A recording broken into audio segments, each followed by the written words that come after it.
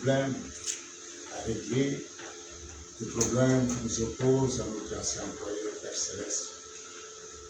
Nous savons que si toi tu entres en scène, tu changes les circonstances. Nous, en tant qu'humains, nous pouvons parler, mais c'est toi qui changes les circonstances. Lorsque nous regardons dans ta parole, les enfants déjà étaient devant une difficulté, devant la mer Rouge. Toi, tu avais fait un chemin, ils ont dû traverser à sec. Dans une fosse au lion, c'était quelque chose d'impossible. Toi, tu avais rendu cela possible. Et Daniel a été protégé par la colonne de feu. Et toi, Zobé, dans une fournaise ardente, dans le Père, toi-même tu es descendu, tu as protégé ces oiseaux. Parce que tu es le même hier. Nous te confions ces dossiers qui nous réunissent cet après-midi.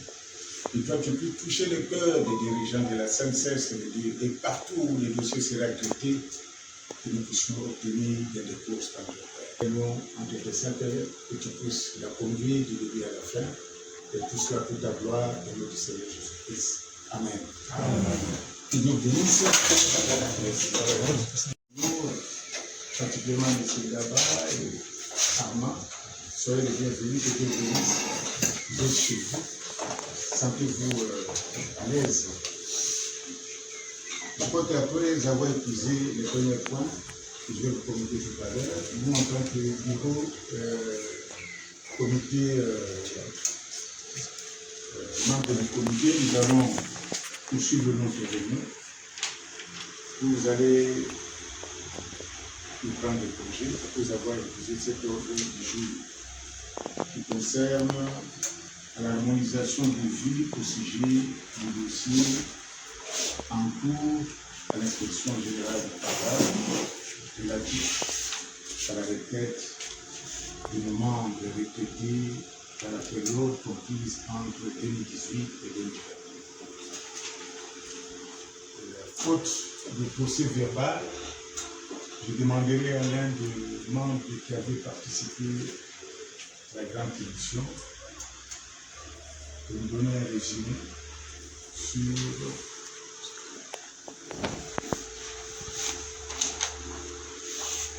le fait, ou si vous voulez, concernant les deux audiences qui ont eu lieu entre l'inspection du travail, la CNCS et nos membres retraités. Je ne sais pas si vous êtes organisé pour nous exposer.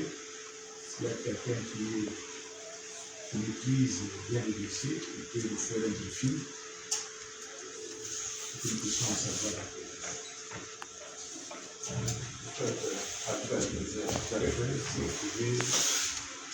Le président de la République a promulgué une ordonnance qui a transformé l'INSS en CNSS. Et cette ordonnance-là, dans l'un de ses articles, disait que la loi devait sortir ses effets en 2018, c'est-à-dire au mois de juillet, le 15 juillet 2018, et que de 2016, le 14 juillet 2016 au 14 juillet 2018, c'était une période transitoire, au cours de laquelle l'INSS devait se muer totalement en CNSS. Le ministre ayant, par ses attributions de travail, emploi et développement social, a pris un décret de mise en application de cette loi. Et qu'il s'agisse de la loi 2016 que de cet arrêté-là, il était écrit que toutes les dispositions antérieures contraires le contenu de ces deux lois était abrogé. Alors, pendant ce temps-là, 2016-2017, la délégation syndicale de l'UNSS était en pourparlers avec la délégation générale pour pouvoir changer la convention collective. Dieu merci, cette initiative-là était prise avant même la loi de 2016. Donc, c'était une coïncidence heureuse que cette loi-là ait donné 2 ans et que l'UNSS était déjà en pourparlers avec la délégation syndicale pour pouvoir changer la convention collective de mai 2007. Malheureusement, cette convention collective-là, qui a été pratiquement conclue en 2017, n'a pu être transmise à l'inspection générale du travail pour visa, comme le recommande le Code du travail. Et cela n'étant pas fait, jusqu'à ce que Maman Mouedi va quitter, l'ancienne DG, va quitter en 2021, je crois. Il est parti en quelle année ? 2020. En 2020. Et jusque-là, la convention est restée non-signée. C'est en 2021 que la convention sera finalement signée par le DG Aïe Fouti et transmis à l'inspection du travail pour visa. Alors, sans beaucoup trop de débat, cela a été fait. Maintenant, il va s'avérer que dans la convention, la nouvelle de 2021, je prends un point seulement du calcul de la carrière, indemnité fin carrière. Rien que pour cette rubrique, il y a bien d'autres que nous pourrions étudier. La rubrique la plus saillante qui fait la plus grande différence, c'est celle. C'est que, prenons la carrière globale. La convention 2007 plafonnait le préavis à 12 mois. Par rapport aux tranches d'âge de carrière les plus anciennes, c'est-à-dire ceux qui ont fait le plus de temps possible, parce que je ne l'ai pas ici, eh bien, leur fin carrière était calculée, multipliée par 12 mois de préavis. Alors que la convention de 2021, ils ont en fait, parce que j'ai relu même les statuts de la CNSS, ils ont repris la disposition qui était dans les statuts de l'INSS avant de devenir convention collective. Dans ces statuts-là, les plus anciens, le préavis était calculé fois 36 mois. 36 mois. Alors, c'est là où nous sommes interrogés. Ceux qui sont partis de 2018 à 2021, la loi avait déjà produit ses effets. La loi était déjà d'application. Laquelle loi, y compris le décret, abrogeait toutes les dispositions antérieurs sont clairs, y compris notamment la convention collective. Parce que la convention collective est une émanation de la loi du 29 juin 2060. C'est elle qui a donné 1961. L'ordonnance loi créant la CNSS.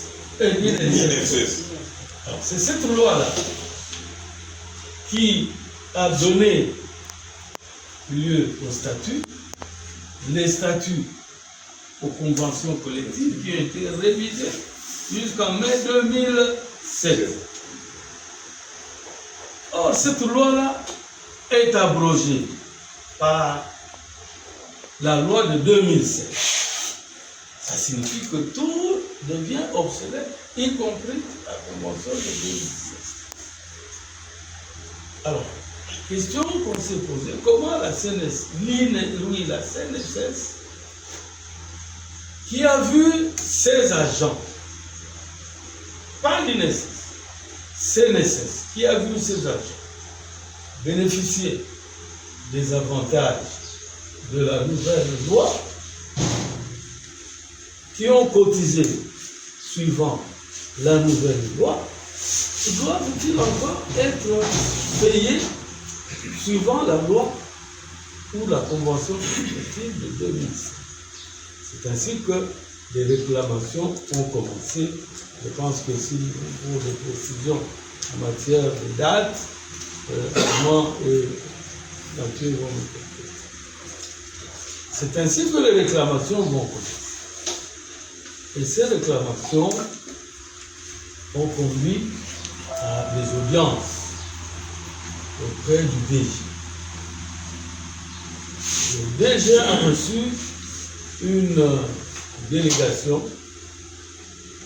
de ce que nous pouvons appeler aujourd'hui des victimes, et le DG part pour la deuxième fois. Il y a eu 2 audiences. Pour la deuxième fois, le DG a promis à la délégation de la nécessité de la création d'une commission mixte retraitée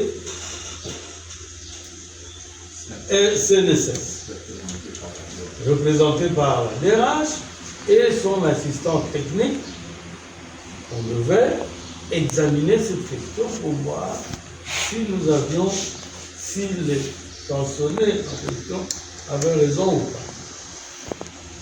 La lettre est envoyée chez le conseiller technique. Le conseiller technique devait voir le DRH. Et entre les deux, ils ont joué au ping-pong.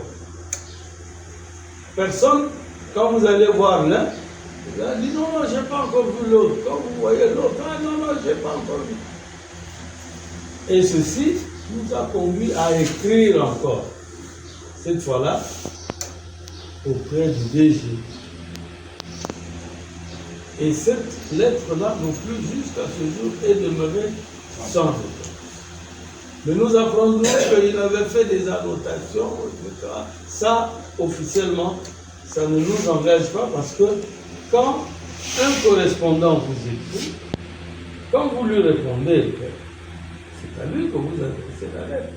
Mais jusque-là, aucune suite n'a été adressée à la structure qu'il avait. Une première lettre, et puis une deuxième, toujours sans solution. C'est ainsi qu'on s'est dit, bon, écrivons au PC. Et c'est cette fois-là qu'une note sera adressée au PCA. Et cette fois-là, avec copie pour information au ministre de la Santé et au ministre du Travail. Et c'est à cette occasion, pendant que le PCA c'était la dame qui a reçu la note, les informations, oh bientôt on va vous convoquer, bientôt jusqu'au moment où elle est partie. Il y a eu un deuxième qui est venu, nous on s'apprêtait encore à lui écrire. Et pendant ce temps-là, l'inspection du travail s'est saisie sur la question par le truchement du ministre du Travail qui a instruit l'inspection du travail d'aller enquêter là-dessus. Ils ont enquêté, ils se sont rendus compte de l'évidence que le problème posé était fondé et ils ont cherché à nous appeler. Ils n'avaient pas, comme on ne leur avait pas écrit directement, ils n'avaient pas nous refaire. Heureusement, dans leurs enquêtes-là, ils sont tombés sur quelqu'un qui connaissait Mathieu Ngaba, notre collègue ici, et on a donné son numéro à l'IGT, la dame qui fait intérim, et la dame l'a approché, dit, vous avez déposé une lettre, nous avons besoin de vous entendre. C'est ainsi qu'une audience, une première audience, avait été fixée. Moi, j'avais voyagé, je crois que c'est François et les amis qui sont allés. J'ai eu cette audience-là. Avec cette audience, ils sont allés voir la CNSS pour leur montrer ce que nous avons fait comme déclaration. Et finalement, ils ont convoqué une séance de confrontation. Une première. Au cours de la première, nous avons démontré, ils n'auraient pas dû nous mettre en retraite sur base de la convention de 2007 qui était obsolète. Donc, il ne fallait pas.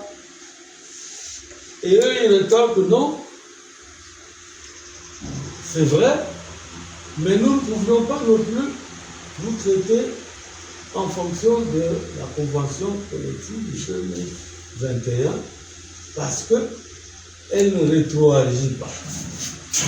D'accord? Nous ne réclamons pas que vous puissiez nous aligner sur cette convention-là, mais nous recusons que vous puissiez le faire en fonction de 2007. Parce que pour nous, cette convention-là était abrogée. C'est une conséquence. Vous n'auriez pas dû. Et nous leur avons dit, vous aviez trois possibilités. Soit surseoir à tout mouvement du personnel, ce qui est logique, période transitoire. Vous n'avez pas de texte approprié pour mettre en pension les gens, mais vous attendez que ce texte soit adopté. Et d'ailleurs, pourquoi attendre? Parce que ce texte-là était déjà prêt depuis 2017. Donc il y a eu une mauvaise foi. Deuxièmement, vous auriez pu peut-être convoquer une réunion mixte, banc employeur, banc syndical, solliciter un protocole d'accord dans lequel il était spécifié que la convention de 2007 pouvait faire objet de tests de base pour gérer la période d'avant la nouvelle convention. Et ça, vous ne l'avez pas fait. Troisièmement, vous auriez pu vous adresser au ministère du Travail pour lui dire nous avons une difficulté. La période transitoire, la convention de 2007 est abrogée. Maintenant, faites-nous un texte, une espèce de moratoire pour prolonger un peu la vie de cette convention. Et vous ne l'avez pas fait. Où est notre faute? Où est notre faute? Alors, dans ce cas-là, si vous ne pouvez pas appliquer la convention de 2021 parce qu'elle ne peut pas rétroagir, alors remettez-nous au travail. Remettez-nous au travail. Soit vous nous remettez au travail. Et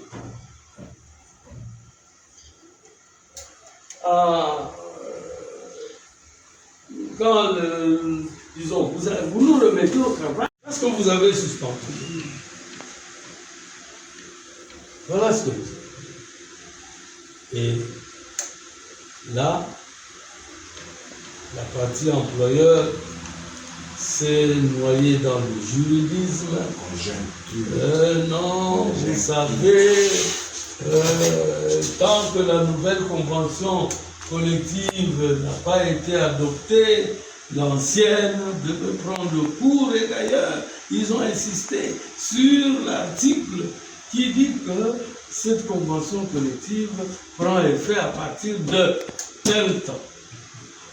Nous, on leur a demandé, d'accord, mais montrez-nous un article de la convention 2007 qui dit qu'elle ne sera abrogée qu'à l'adoption de la nouvelle.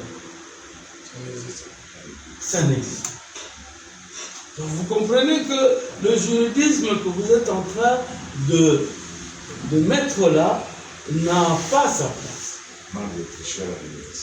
Et c'est comme ça que l'IGT a conclu. Parce qu'eux, ils ont même remarqué un vice de procédure. Lequel? La loi, qui est le Code du travail, spécifie dans son article 309, bon, je ne l'ai pas en tête, le numéro, l'article là invite ou impose à l'organisme qui dépose la convention collective de spécifier à quel moment elle a été conclue.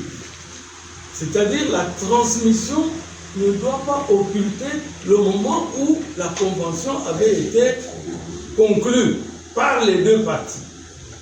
Et cette date-là n'a pas été sciemment mentionnée par l'employeur. On leur a posé la question, pourquoi vous ne l'avez pas fait? Ah non, vous savez, parce que l'autre était encore en cours. Je dis non. Pour nous, IGT, c'est une faute. Vice de procédure.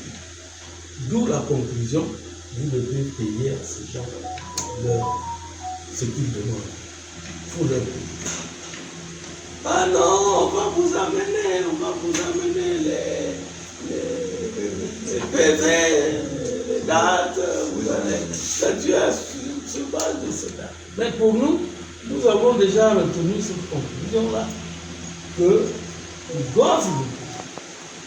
Si dans le rapport final, l'IGT change, nous aurons aussi le moment, parce que nous avons noté le revenu.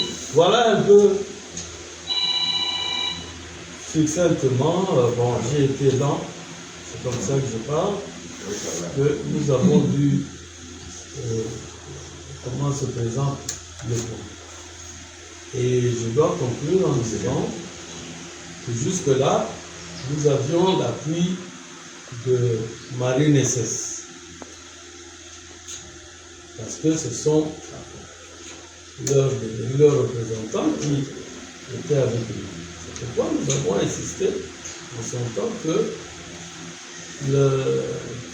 la KDRC aussi puisse s'impliquer. Dieu merci, vous l'avez fait. Je crois que maintenant les choses vont être plus officielles. Parce que les deux structures vont prendre en main la suite de la situation. Du point de vue formel. Voilà. Bon, je pense que... Bon, la commission, c'est pourquoi? Bon, c'est le président qui va... La commission, peut-être la commission d'attente. Non, le problème est terminé. C'est avec les amis, hein. C'est déjà une commission pour eux. Et c'est déjà, ils sont... Nous allons rester ici. C'est le président qui... Bon, aujourd'hui, je crois que c'est tard, hein. Tu vas rester ici. Tu veux rester ici. Nous allons dire C'est ta maison ici. c'est...